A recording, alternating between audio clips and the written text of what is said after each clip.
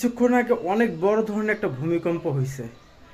আমার বাসা ঢাকা 4 আসনের মধ্যে। আমি ঠিক বারান্দায় এখানে বসেছিলাম। এখানে বসে আমি নিচের যে ভিউটা আছে, ভিউটা দেখছিলাম সকালবেলা ঘুম থেকে উঠে। বিশ্বাস করবেন, আমি এখান থেকে যখন দাঁড়াইছি, বিল্ডিংটা পুরা কিভাবে যে কাঁপা শুরু করছে, ভয়ে কলিজাটা শুকায় গেছে।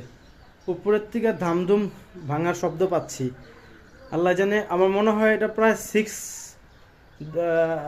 পয়েন্ট উপরেও হতে পারে বা 6 পয়েন্টের কাছাকাছি হতে পারে এই ভূমিকম্পের মাত্রাটা।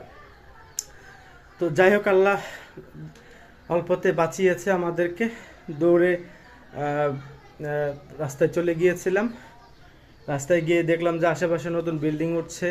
তাদের বিল্ডিংয়ের অনেকেরই ছাদ ফেটে গেছে, কারো কানিস ভেঙে নিচে পড়ছে, অনেক জায়গায় ওয়াইফাই তার ছিঁড়ে গেছে। মানে বেশ কিছু তথ্য পাচ্ছি। আমি এখন আবার উপরে আসছি। মূলত বাসার ভেতরে কি হয়েছে আমি জানি না।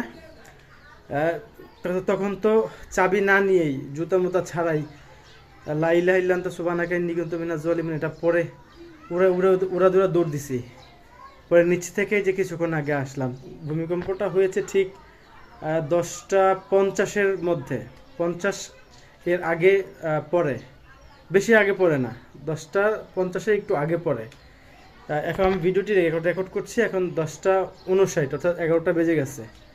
যাক, আল্লাহ তাআলা আমাদের সবাইকে ক্ষমা করুক। এই দেশে যে পরিমাণ অন্যায় অত্যাচার শুরু হয়ে গেছে, অপরাধ শুরু হয়ে গেছে এই দেশে, আল্লাহ তাআলা সবাইকে মাফ করুক, সবাইকে হেদায়েত দান করুক, আমিন।